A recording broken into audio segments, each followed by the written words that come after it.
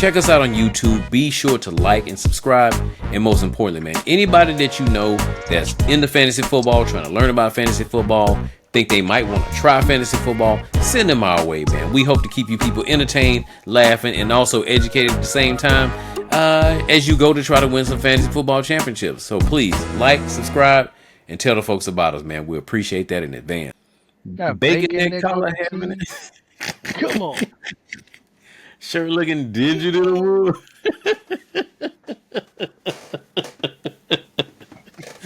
Oh man, he said he got that neck just all flared out with the hamburger meat hanging out, man. All right, here we go. Straight face and waving face. All right, here we go. Bacon and collar having it. Come on. Shirt looking dingy to the world.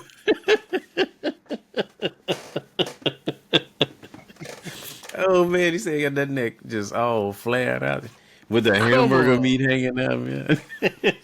All right, here we go. Straight face and waving face. All right, here we go.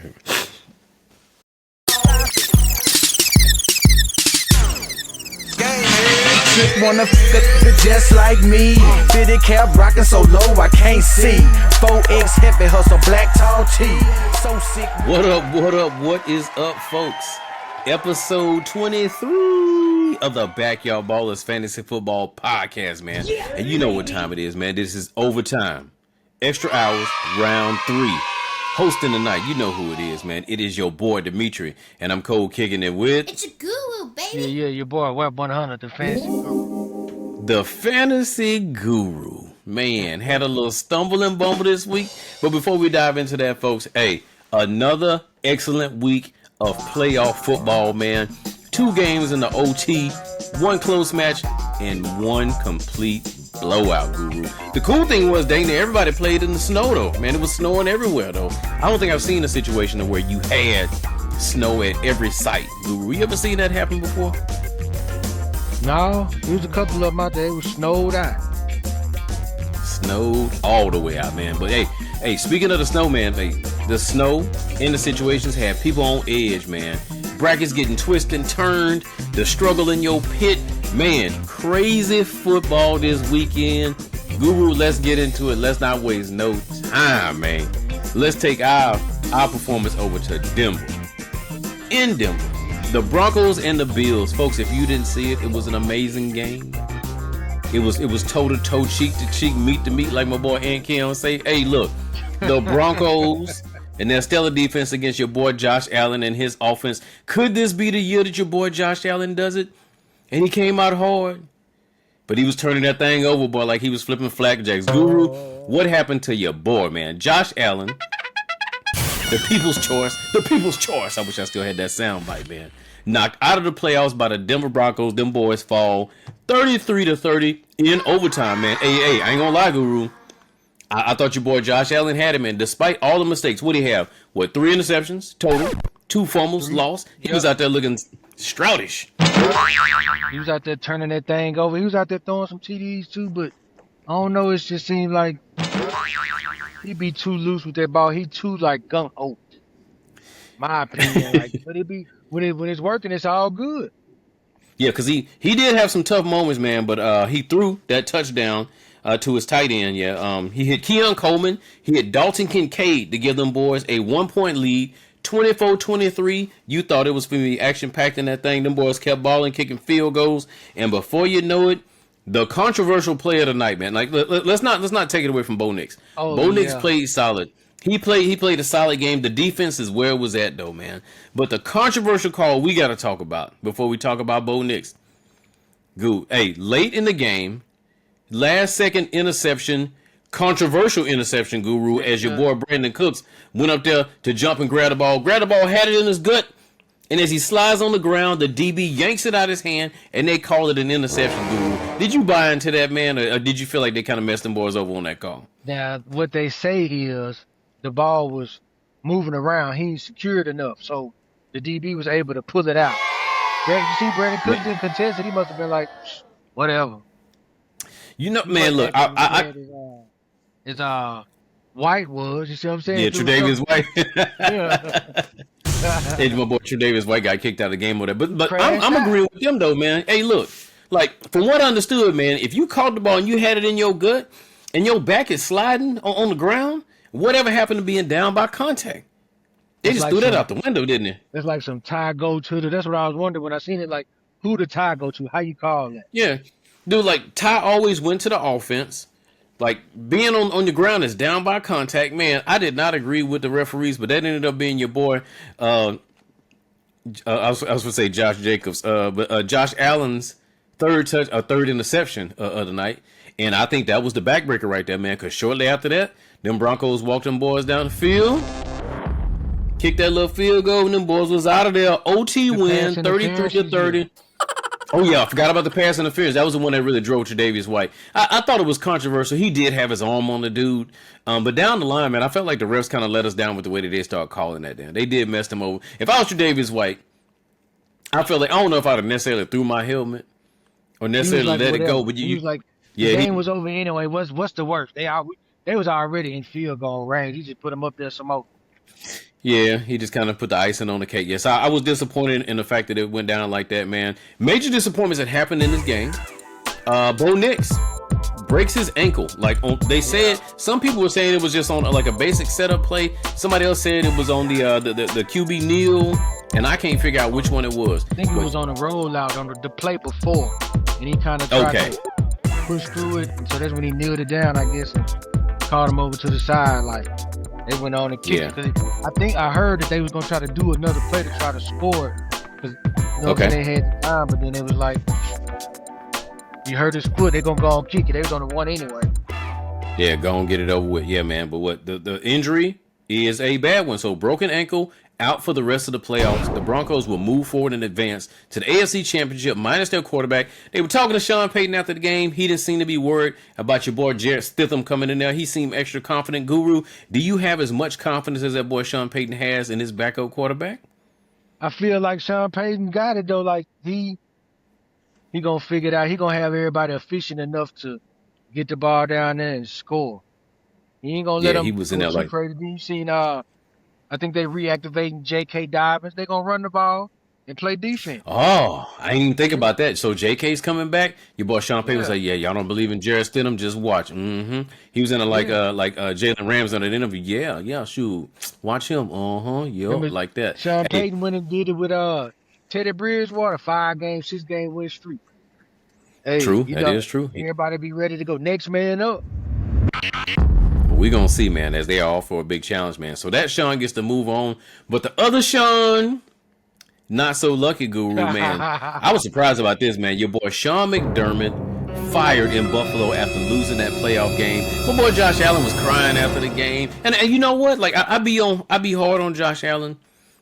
I felt that man, though, man. You could tell he was hurting his heart as they lost that game. That boy was snot bubble teared up, boy. That felt like Little League tears. But did you think he knew that they were going to fire his coach after that game? You think he knew what was on the line? He knew something was going to happen, because it was like, I mean, I feel like they can hear it, or they can feel it. Like, they see it every day, but not really him, but somebody had to go. Something had to happen is what they feel like. Man, look, I ain't going to lie to you, man. Like, I understand the push to try to make it to the Super Bowl, but I think a lot of times maybe you'll hear like the management team listening to reporters. They'll watch and stuff on ESPN, but sometimes, man, I don't think they're really plugged in as to what it takes to win. Because really sometimes, I mean, you can plan all you want. I didn't see anything in that game that I felt like was Sean McDermott's fault. Right. I think it's just the luck of the draw when you get into a football game. Guru, do you think these dudes made the right decision getting rid of Sean McDermott? I ain't gonna say it was right, but I guess they felt like he ain't getting it done. Somebody got to fall on the sword. Yeah. Hey, I tell you what, somebody is finna get a good coach, because that dude is gonna get picked up easy, man. They doing the blame game now with who picked this, who picked that. I've been saying that a lot with them too. It's like a big old falling out. Yeah, talking about Keon Coleman and all that stuff, but he scored a touchdown too. So yeah. I mean, this you got to do something different, man. I think this got messy. Yeah, it did. This is probably the biggest fire and the craziest one I've seen, man. But yeah, that was it. Broncos 33, Bills 30, Josh Allen, everybody's hero going home. Guru, let's kick it down the road a little bit over to Seattle. Well, we thought we was going to see us a good game between those San Francisco 49ers and them Seattle Seahawks. And Guru, hey, it seemed like that game got bad as soon as Doug Baldwin rang that 12th man bell, man. Hey, hey, right out the gate, man. Hey, kick return touchdown by your boy Rashid Shaheed, and it didn't even get any ease though at that point, man. By the time 41-6 is what it ended up being. I felt like your boy Brock Purdy was out there by himself, man. He had no help. 17-0 at halftime, and then you thought they was gonna do a little fight back, and then that boy Kenny Walker was like, 100 yards, 3 touchdowns. And beat them boys to sleep, man. Christian McCaffrey got hurt. What George Kittle 2.0 Tongus hurt his calf. Hey, it seemed like them boys didn't even want to play no more, man. It was kind of sad to see the 49ers run out of lives, Guru. I know you talked about how good they are, though. But they limped their way on down, and they've been limping since about week 5. 5, I say about 5, yeah. Yep. Absolutely, but man, it was like I ain't got a lot to highlight in that game, man. Besides the stellar performance from the Seattle defense, beat them boys down. Like, did they get a block punt? No, that was the national championship game. No, they did get a kick return. You know, a few interceptions, some sacks. Yeah, like they lost your boy Charbonnet, and that didn't matter because Kenny Walker got into that form that we was expecting them to get into during the fantasy league. Out there running for 100 yards and 3 touchdowns. We needed that 6 weeks ago. That's when we needed that. I needed that when I had you on my team. Kenny Walker the third. Yeah, he went out there and cut a plum fool, man. 49ers out of gas. It's sad to see the dirty Niners go, man. I felt bad for your boy Brock Purdy, man, because he was out there by himself, man. Yeah, you know Daddy be talking down on Brock Purdy, man. He does not like Brock Purdy. I'm a Brock Purdy fan. Daddy can't stand that man, because he feel like he irrelevant because he was Mr. Irrelevant. But I feel like despite that, like, if you look at everybody else that's been around as long as he has, I don't think they've had nearly as much success as this dude, man. I think once Brock Purdy get his people back, he can make a nice run. But if they can get that Kaepernick curse off them, Guru, do you think the 49ers stand a shot of getting back at it next year? Will they retool and be back in it, or are they out of there? I think so. They made it that far with the scraps. Yeah. Just wait till my homeboys come back. That's what it's gonna be. Just wait till my partners come back. They made it that far with the scrap. I think they're gonna be all right. Brock Purdy ain't the worst quarterback in the league. For real. No, he's nice though. I mean, with what he had with him, he did a pretty good job. So I think Brock Purdy is going to be fine, man. I like Mr. Irrelevant. He is relevant to me, man.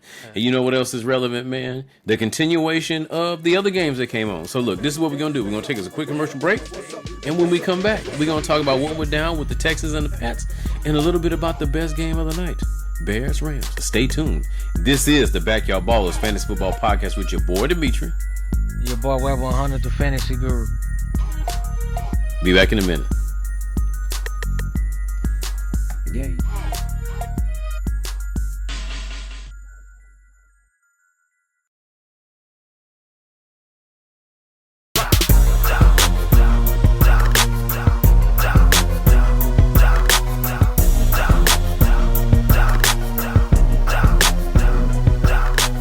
All right, folks, we are back.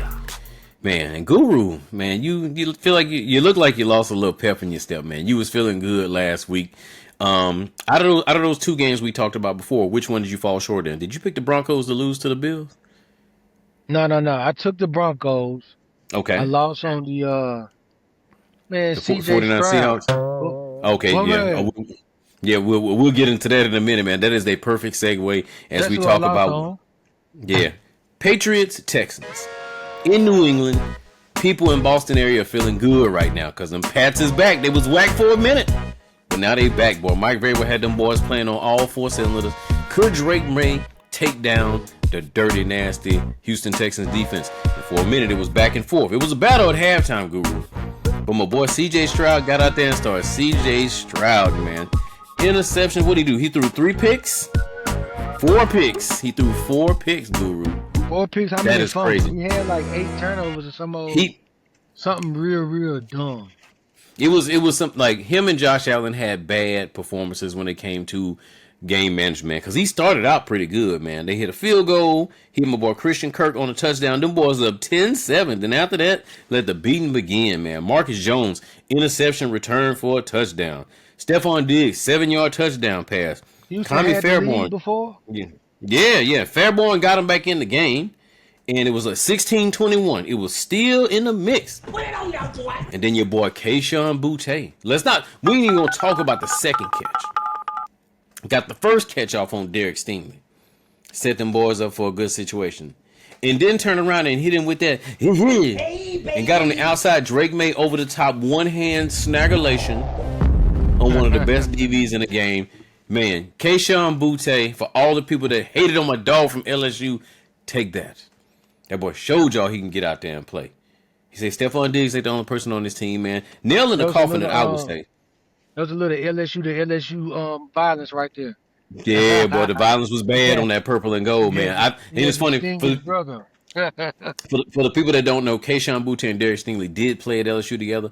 Boutte was a backup because he was sitting behind a couple of cool players you may know of. Terrence Marshall and 2 other dudes, Jamar Chase and Justin Jefferson. He couldn't get on the field. But Stingley was out there, though. But Boutte showed that he was worthy, man, as he put the Patriots over the top.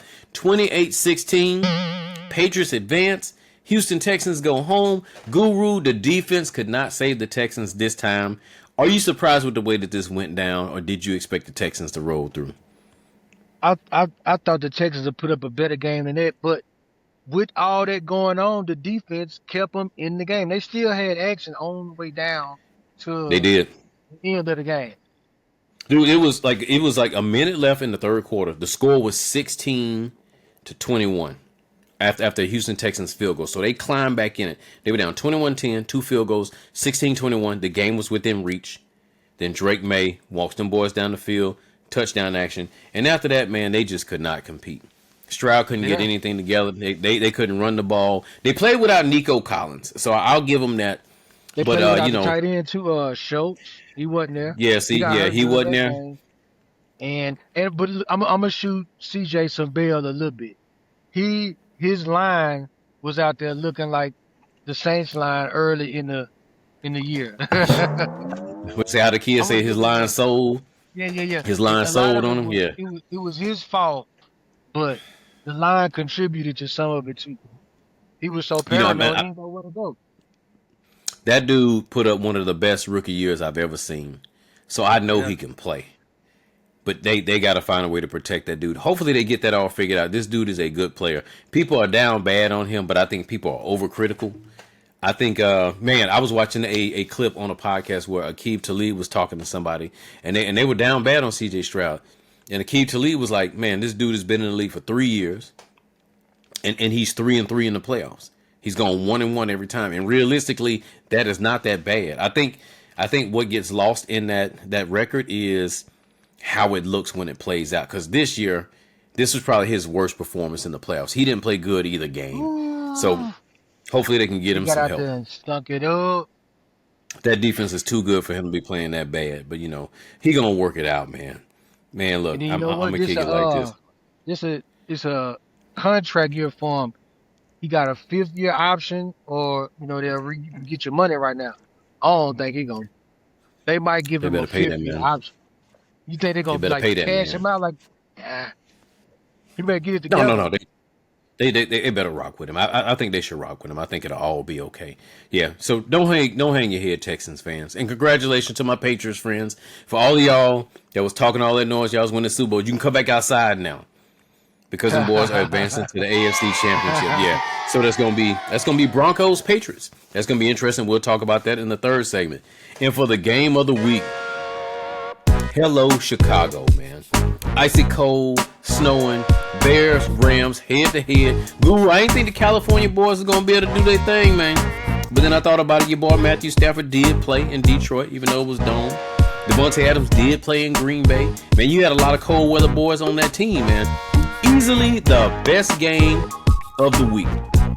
Rams, Bears. Caleb Williams and his boys is out there doing his thing. Rams jumped out at first. They started showing them like, hey, young bucks, we serious business out here, man. Kyron Williams with a touchdown right out the gate. Bears, 10 unanswered points to go up 10-7. And then it got interesting, man. Field goal at the half, 10-10 tied at halftime. And then no more scoring until the fourth quarter. Kyron Williams, 5-yard touchdown. And when we thought it was all over, man, your boy Caleb Williams, Hey, baby. with the craziest Tecmo Bowl, the craziest Tecmo Bowl throw. That was some Madden Ultimate Team. It was. What they call it, set feet lead elite. Now, yeah, he put that in the bucket, off balance and everything. Man, as the clock runs out, he throws one up in the air. Cole Kmet in the back corner. Touchdown. Bears tie the game. Guru, I'm going to ask you and tell the truth because they wouldn't put it on camera real good. Did my boy Cole Kmet push off or what? He got a little push-off jump ball type issue. He, they let him play on that one, but yeah. Man. Make it interesting. Man, good job, bro.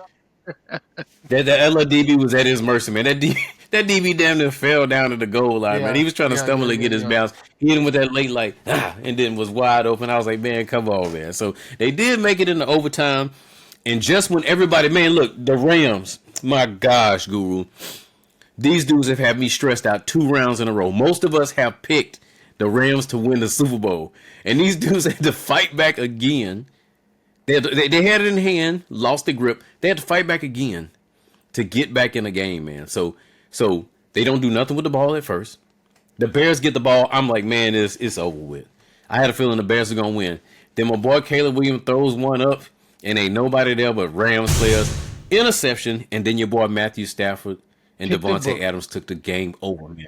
Man, out route to the opposite side of the field from the other hash. And then Devontae Adams with the long step drag to convert. And once they had that, Guru, I knew the game was over. Rams win, field goal kicking overtime, 20-7. Guru, that's how the big dogs finished. But look, my boy Caleb Williams didn't really get outplayed, though, man. He went for 257. Stafford went for 258. Running the ball, Kyron Williams, 87. Devontae Swift. Is that his name? That is, huh? Swift, yeah. Everybody Devontae now. There's DeAndre Swift. Sorry, my bad. Yeah, he had 76. Kyron Williams had 87. Yeah. Hey, Parkinson was the leading receiver for the Rams. It's 56 yards. Like Puka didn't ball like that. Colston Lovin, like both of the tight ends were the leading receiver. That was crazy. And then it's like Puka was locked down, man. So look, like head to head with Matthew Stafford, your boy Caleb Williams did the thing. It was not enough, man. The veteran experience got these boys. Rams advance. I think everybody in Chicago has nothing to hang their head about, man, because Chicago had a good year this year, Guru. Were you surprised that they lost this game, or did you think at the end that they were going to win it? I felt like the Rams was going to win it just because the Matt Stafford putting that old veteran game on them boys, man. He come out there vetting them out. He know what to do. Yeah, he did get them, though. And that defense, cold. I think that defense. It is. Hey. They came through when they needed to, so I was pretty surprised about that. But I got to say, Caleb Williams surprised me this year. I didn't think he was going to be a good pro, based off the way things went down at USC at the end, and I was unsure. But him, in the combination with Ben Johnson, I got that name right this week. Ben Johnson went out there and got that ball right. I see good things coming out of Chicago from this point on, boy. Good things coming out of Chicago. So Chicago Bear fans, don't hang your head. You had a great season. It was fun. I enjoyed watching y'all, but I need to get y'all out of here trying to mess up my bracket, man. Look, but I'm out of the bracket anyway. I still picked the Rams to win, and they won. But, man, you talk about close calls, Guru. I'm stressed out. My nerves bad watching them boys. All right, Guru. So this is what we're about to do, man. We're going to take us one last break, and when we come back, it's down to the Final Four, man. We're going to talk about it. Who's going to advance to the Super Bowl? Get it here first. Dimitri and the Guru, it's about to go down. This is the Backyard Ballers Fantasy Football Podcast with your boy Dimitri. And your boy Web 100, Fantasy Guru. Hey. I get my Johnny.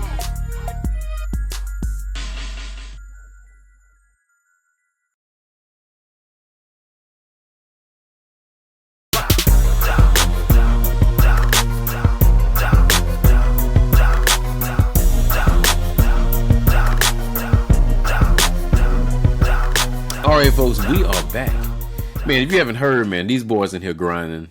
On the late night tip, man, we over here trying to get the podcast done. They say it's gonna be frozen by the time this one come out, man. We trying to get it happening, so we at least have something for you guys to listen to if you're stuck in the house. Shout out to all the people in the Dallas area and they're buying up all the food. Guru, we went to the HEB, man. That was a mega blast. We went to the HEB tonight, man. Long lines of people buying up all the bread and all the milk. Like, you know, people gonna feel played when they get out here on Saturday. And it's like 45 degrees. At least you'll have you some food for, you know. You have a smorgasbord, ain't that how they say it? Because you got 8 loaves of bread in there. Yeah. Buying up all the bread and stuff from the regular people. You should be ashamed of yourself. But anyways, folks, look, shameless plug, man. This is what's going down. It's at the end of the season, but you haven't figured it out yet, man. Your boy's got a YouTube video style podcast now. So if you have not obligated yourself to subscribing to the channel, now is your time to do it, man. It's the Guru, it's Dimitri. Check us out. Be sure to check out our video, like this video, subscribe to the channel, tell your friends, especially as we roll a little bit closer to the Super Bowl. Guru, you know what time it is, man. It's time to make them picks. 4 teams, 2 games left. Here is the rundown of what's going down. No football on Saturday. All Sunday games. And here's the weird thing, because we starting football off on Sunday at 2 o'clock Central on CBS. I thought it said Paramount Plus. All the way to Sunday? Yeah, you got to wait till Sunday. That's right. To see the AFC Championship in Denver. The Patriots and the Denver Broncos. Man, 2 vintage oldie but goodie teams going head to head again. 14-3 versus 14-3. But somebody missing their quarterback. Guru. The Bo Nixless Broncos. The Bo Nixless Broncos. The Broncos lost their stallion. Can they do what they need to do to get over the hump? Guru, I want to hear your pick. Who's going to win this game? I got to go with the Broncos. I think old Sean Payton slicker than that. He's slicker he's slicker than them over there. He's a slicker. Well, we're going to see, man, because I picked the Jaguars to make it to the Super Bowl, and they got knocked off. But I had them beating the Broncos to get there. Okay. I don't feel like the Patriots can do it. I feel like the Broncos got too much defense for them. But that dude Drake May is all right, man. He is all right, man. I'm going to go with the Patriots this week and to see if they get back into the Super Bowl, man. I know it's kind of crazy. It's hard for me to pick the Broncos minus Bo Nix. I don't care what Sean Payton's saying, man. But I tell you what. If Sean Payton outsmarts Mike Vrabel on this one, so we got the king of offense versus the king of defense, we're going to see who's wittier. If Sean Payton make this one happen, man, one of the best coaches in the NFL. All right, let's push it over to the other side. Man, the 3-match Guru, Rams versus Seahawks. In Seattle, you got 12-5 versus 14-3. Guru, there's been 2 games between these teams, and they've been decided by a grand total of 4 points. A 1-point win. What's the record? Is it 1-1? A 3-point win. You know what? I gotta look that up. Where you making it work hard? Let me see. What all that is hard to beat a team twice and all that. It's a good time to check that right now to see if there's. Let's see what it is right here. So November 16th, the Rams won 21-19. So that's a 2-point game. All right. And December 18th, the Seahawks won 38-37. Okay. So that's a grand total of 3 points. They're 1-1 with 3 points being the deciding factor between the games. Guru, it's a guru. What do you think is going to happen in this 3-match right here, man? Hey, and also before you answer that question, like think about the fact that the Seattle Seahawks, as they slowly but surely advance to the Super Bowl, all they did in the playoffs was play the teams that they played twice the whole year. So they had the 3-match against the 49ers and the 3-match against the Rams. They out in the division. Yeah. Yeah. Have you ever seen a situation where all you did was play teams in your division in the playoffs? That mean they all had 10 or more wins. Yeah. So they was thugging over there. Yeah. The Rudy Poo Cardinals. But Guru, I need your take on this, man. Who's gonna win this game? Can the Rams pull it off, or the Seahawks gonna remain victorious? Why hit you with the country? I'm going with that experience again. The boy Matt Stafford. He done won in 2020, man. Yeah, he won one with the Rams. Yeah, so he's got that win. Can he get another one? Can he make himself back to the Super Bowl? That's gonna be interesting. Can he get there? Guru, I'm with you though. I feel like the Rams offense is going to be good enough. You can't give Sean McVay 3 cracks at you, man. You barely beat him once. He got you by a field goal the other time. I feel like the Rams are going to pull this one off. It don't matter what's happening with the 12th man, the Legion of Boom. I don't think none of that's going to help, man. Playoff experience is going to win. Advantage? Seattle will be playing at home. They were the 1 seed in the NFC. And I think it's going to be super hard for both 1 seeds to make the Super Bowl. Oh, of course. Oh, you know, I know you know. You know I know. It looked like that overwhelmed the 49ers even more when they had to go out there, beat up. Then you got the 12th man, them hopping at you and all that. Yeah. So they was like, well, what? You ain't got nothing, man. That's what they did. Well, what? You ain't got nothing. Yeah. Man. So there you have it, man. Rams and Rams. So I'm staying with the Rams. You staying with the Rams? I'm going with the Rams. I got the Rams winning the Super Bowl. Okay. You heard it here first. Yeah, I had the Rams win the Super Bowl too. You heard that we're gonna stick with our guns. We're not jumping off the boat just yet, man. But it should be an interesting weekend of football, man. So shout out to the people who have been hanging with us for this entire overtime session, man. And if you haven't done so yet, or the people that are listening, man, be sure to tell your partners about what we got going on, because we will be doing an episode for the Super Bowl, man. So look, Guru, I'm finna go in here and make me some red beans and rice and get ready for this freeze, man, and try to bring my A game. I may be stuck in the house on the weekend here watching football, eating soup, boy. You making some food over there? Or you holding it down? Nah. I made some. What did I make? I made me a little. Told you, made me a little Frito pie, cuz. A little chili. You know That's what I'm saying? Funny. For the chili We trying to get winter ready down here. You know how country people do it, though, man. We done bought all the stuff, man. We're going to be all right, though. But anyways, folks, we're going to get out of that, man. Signing off for the Backyard Ballers Fantasy Football Podcast, it is your boy, Dimitri. And your boy, Web 100, the fantasy guru with the bacon neck. Yeah. Look, if your bracket is intact, good luck to you this weekend. You kind of baking it. You kind of sizzlini, man. Yeah, if your bracket is intact, good luck to you this weekend. I can't even get this off, man. Look, I'm trying to tell people, man, if your bracket is intact, good luck to you this weekend, and we'll see you next time. Yeah.